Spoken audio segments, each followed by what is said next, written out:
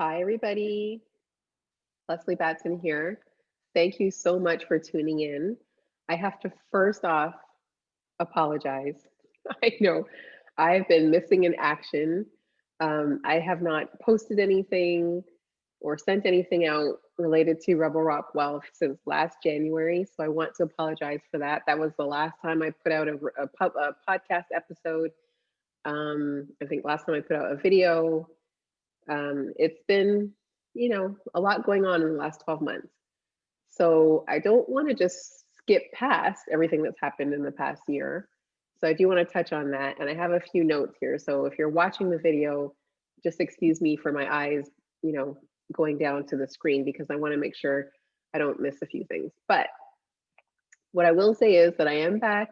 You are going to receive the Rebel letter. It's the weekly newsletter. You're going to get that every week, every Monday. You can expect that in your inbox, as well as the podcast. And so, as I mentioned, some of you are watching this video, but this is actually the podcast. So I decided as I relaunched or restarted back up the podcast, for those of you who've been listening by audio, obviously, wherever you listen to podcasts, you've been getting this, and so it's going to restart again. But I'm also going to record the video and post that to YouTube because, people consume information in different ways. Some people like to listen to the podcast while they're driving or working out or cleaning the house, and some people like to watch a video.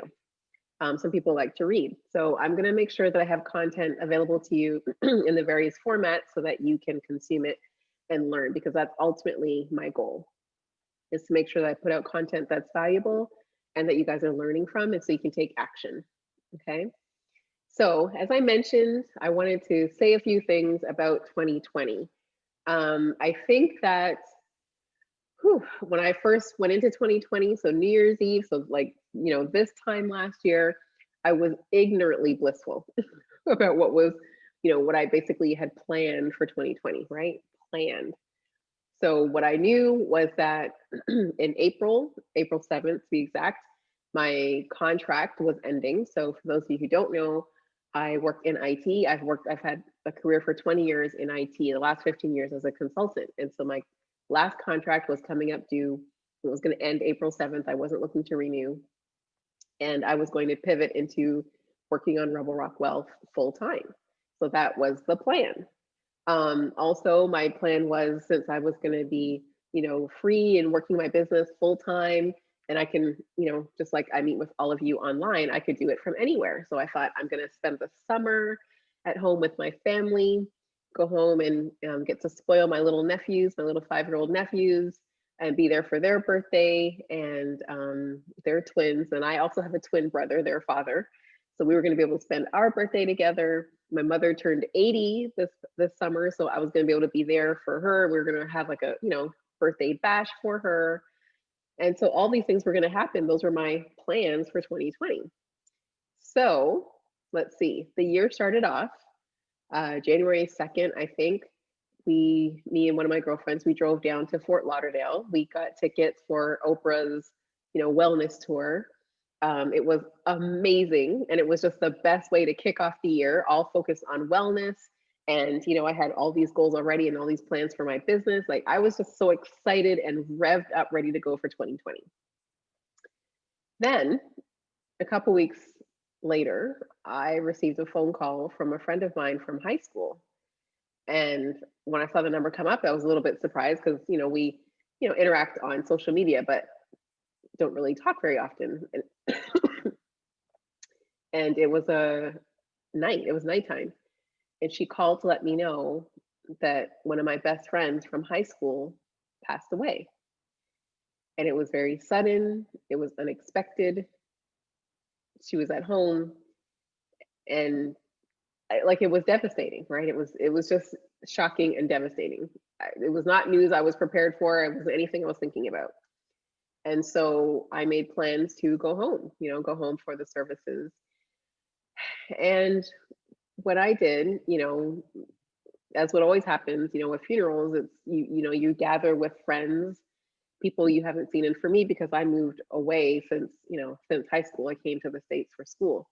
So a lot of these friends I had not seen since high school, or many, many years since then. So it's always interesting to see them. But I also got a chance to visit with my sister. And that weekend, my brother and his wife already had plans to go up north to Blue Mountain. And so they invited me to go with them and the boys.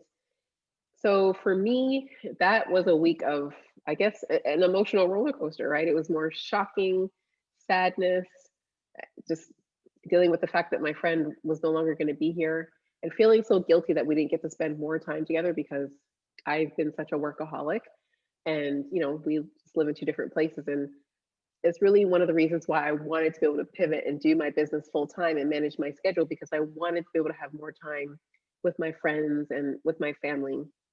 And so to lose her was just devastating. But anyways, we went north to Blue Mountain, my brother, his wife, and their boys, and it was good. I'm not one who likes the cold, but I do like to ski. So one highlight from that trip was that I got to, teach my little nephews how to ski. I gave them like their first ski lessons. Let's put it that way. So that was a highlight for me of 2020. But I did have to hurry up and get back because I was already planning to go to a conference that first week of February. So I had to hurry up, fly back that Sunday. I flew back out that Tuesday to go to the conference. And for those of you who work with me, with Infinite Banking, it was I guess you could say our annual conference. It was the IBC think tank that first week of February. And so I traveled out to that. That was, um, a good experience, but it was also the first think tank that we had since our esteemed mentor, Nelson Nash, passed away. He passed away in 2019. So it was a little bittersweet, but I'm glad that I was able to go, meet up with more people in our, in our industry and make those connections and, get some more knowledge that I can share with you all. And then I flew back. And so needless to say, that was my last flight of 2020 in first week of February. So that was a little bit surprising. But when I did get back, I did feel a little sick. I remember I went into work, but I think I can't remember if I went in and came back home or if I didn't go in, but I remember I was feeling sick and not feeling so great. And that lasted a couple of days, but then I was okay.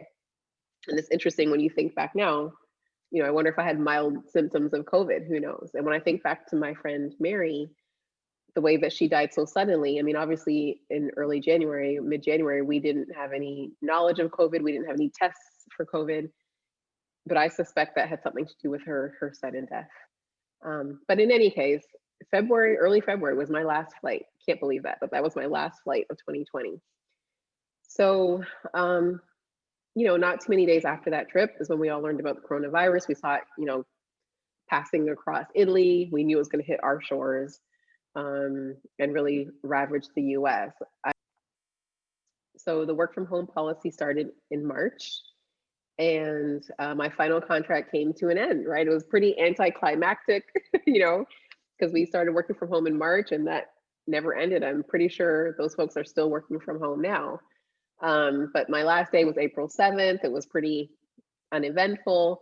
Normally at this, company where I was doing my consulting work, we have, little celebrations, we have going away parties, we have, happy hours, going away lunch, that type of thing. So I didn't really get a chance to give those hugs to those folks that I had been working with for the last, little while, but it's okay. It was a little bittersweet for me, anticlimactic, I have to say, but it was an incredible milestone for me that I privately celebrated, that I was able to now move into Rebel Rock Well full time. And so it's been a phenomenal year for business.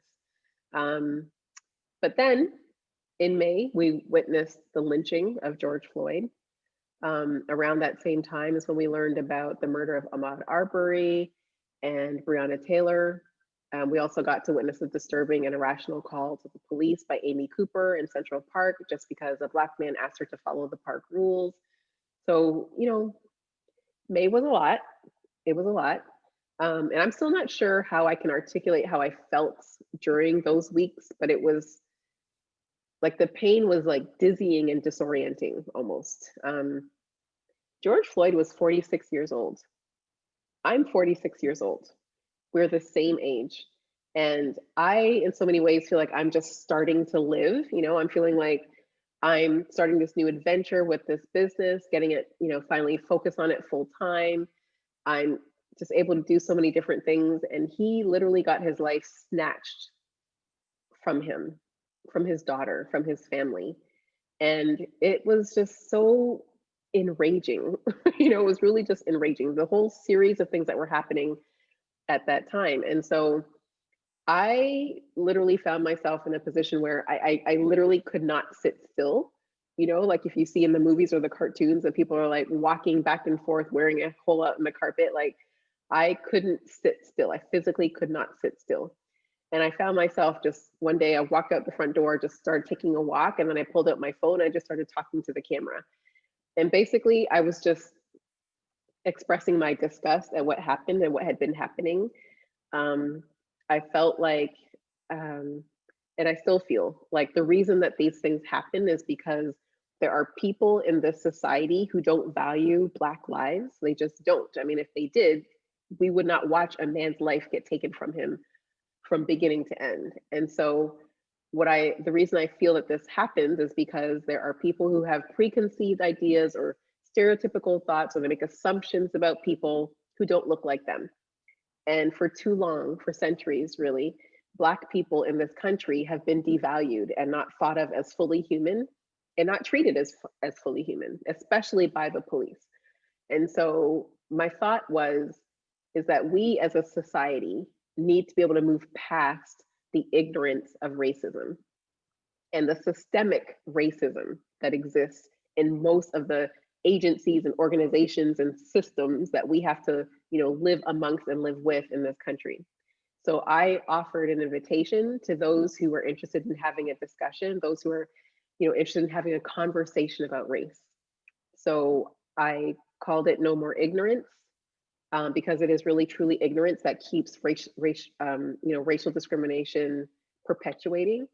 And so I just created a place, right, a safe space where people could come and talk about their concerns, their issues, their disgust, their ignorance. They could just listen, whatever it was, but we needed to get it out on the table about racism and start talking about it so that we could deal with it. So I basically recorded that video. I put it on my Facebook page. I put it on Instagram. And I'm not on social media often, or at least I don't post to social media often. So I didn't expect a great response. But June 3rd was the first of these. We started to hold basically started to hold a weekly conversation about race on Wednesday evenings on June 3rd. And it was a great turnout.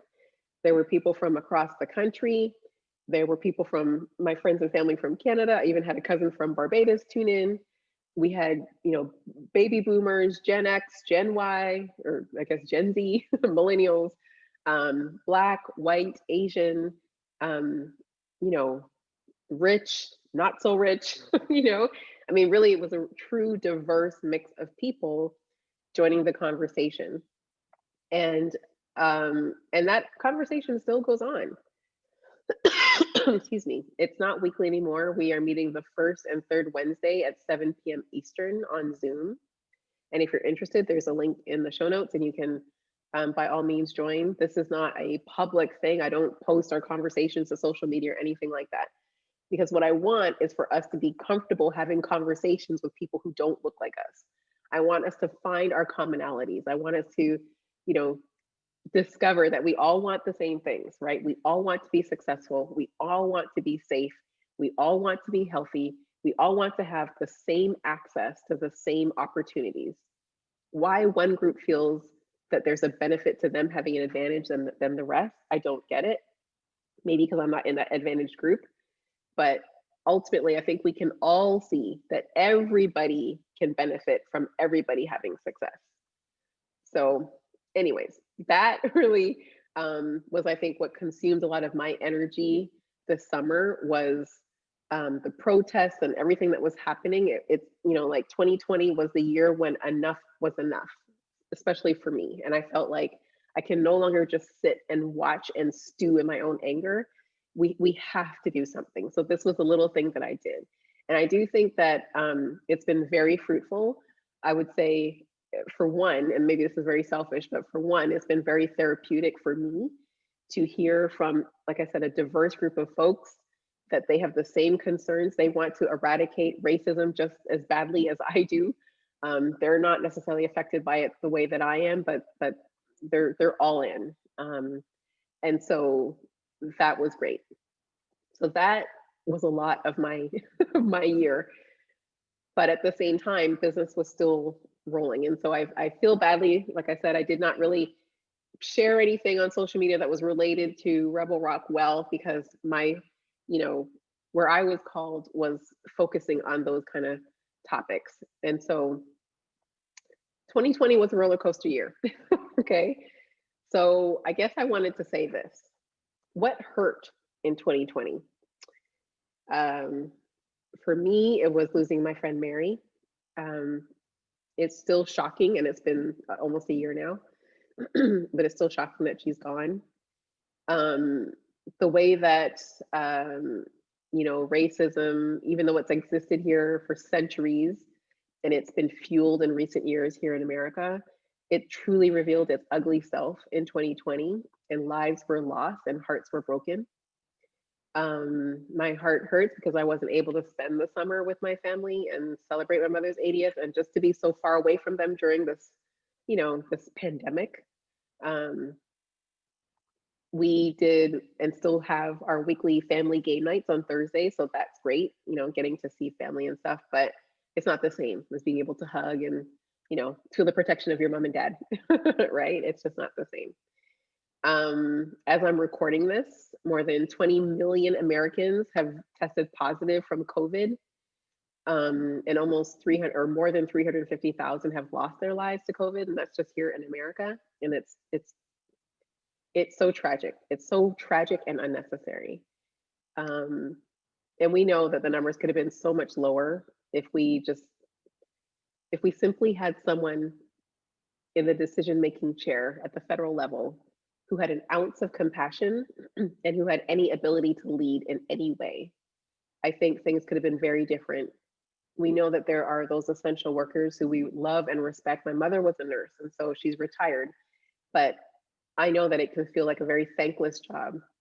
But just know that the world recognizes the work that the nurses, the doctors, the cleaning staff at the hospitals, the grocery store workers, the cashiers, the postmen, the delivery people. There's so many people who are, essential workers that I don't know that many of us truly recognize the work that they did before that, but we see it now. And there's just so many of them that have been fighting this for so many months, and still you have people who won't just do the simple things just to help them out, right? Just to make it better for all of us, but to really make it better for the frontline essential workers. It's just frustrating. It's disappointing and frustrating, and it's almost unforgiving and criminal the way that that person in the White House treated this whole situation this year. But what do I appreciate about 2020? What am I grateful for? First and foremost, I'm grateful that my family and friends are safe and healthy. And I didn't know anyone directly who, was affected by COVID. So I'm just grateful that that didn't impact my family in that way. I had a great career in IT for 20 years. It took me from, school to Chicago, here to Florida. I worked at, several different Fortune 500 companies and worked on some incredible projects. And I'm going to miss the people, but I'm very excited about this next chapter, this next adventure that I'm on. Rebel Rock Wealth has been amazing. It's extremely fulfilling to do the work that I do with my business. So I'm so grateful that I was able to launch it full time this year, and that it's been busy. I'm grateful for each and every referral, each and every new client. Um, I had, like I said, my focus had been a little elsewhere, at least from a social media perspective. So I didn't do any promotions, I didn't do any marketing. I really didn't do anything to kind of put the word out about Rebel Rock Wealth.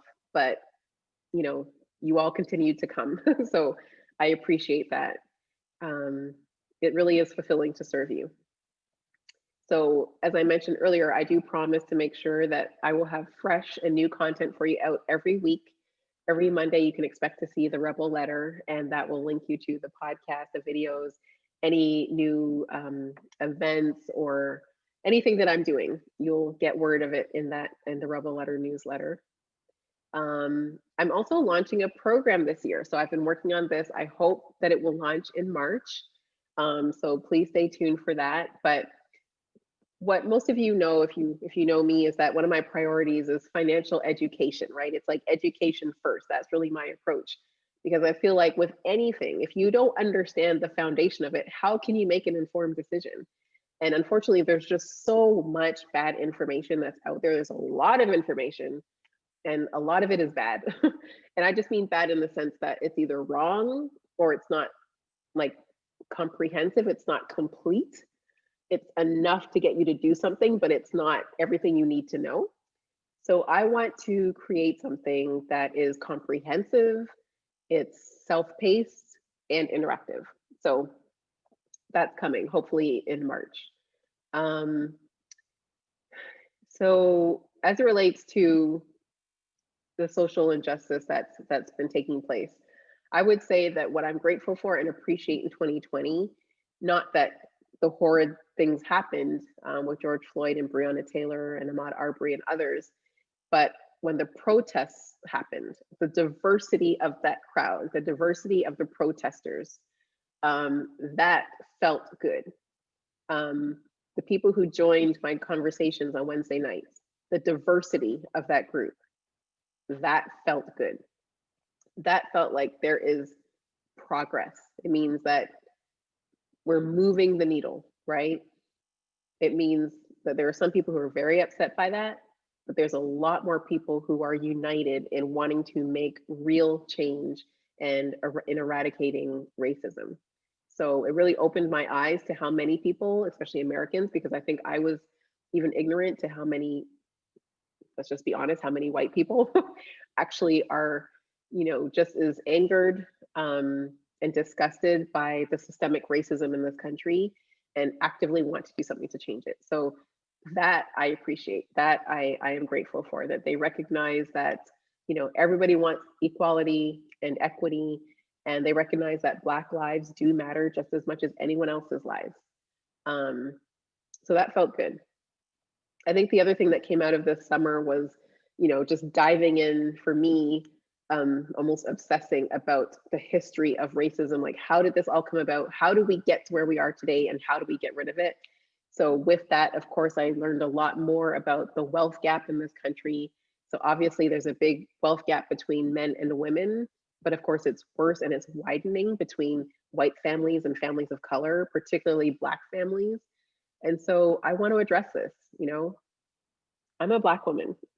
I'm, I'm Black and I'm a woman. So I really want to make sure that I can do something to work towards helping to close this gap. And so one way that I feel like I can do this is through financial education. So I hope the program that I start will be able to address that in some way. But also I feel like people need to understand the root of this. How is this system always perpetuated? For many of us, we don't even notice it. We don't see it. We've been living it so long, so we don't see it. So I want to make sure that we're aware of, some of this history as it pertains to women, as it pertains to Black people, as it pertains to people of color in this country, and economics and wealth. So look for that. 2020. How can I mention 2020 and not mention the election, right? I could go on a whole podcast episode about that. But what I will say is that I feel like 2020, the election signaled an opportunity for light. I feel like the past few years have felt very dark and lawless, and like a spirit of selfishness has just been looming, right? I feel like there's hope with this new leadership in the White House that we can start to, again, remember that, we all are neighbors, that we all are a community, that we all, again, want the same things. I hope that we all know that we should be taking care of each other. We need to kind of get rid of this whole no one matters but me attitude. Stop the sulking, and suing everybody just because something didn't go your way, taking vengeance, this violent reaction to things. We're better than that. We're better than that. And so I hope that, we will see kindness re-enter, our daily lives. I hope that those are the kind of changes that we'll see. And that's not going to happen just because of a change in leadership, because unfortunately, there are still millions of people who didn't vote for this new leadership, which is shocking and scary.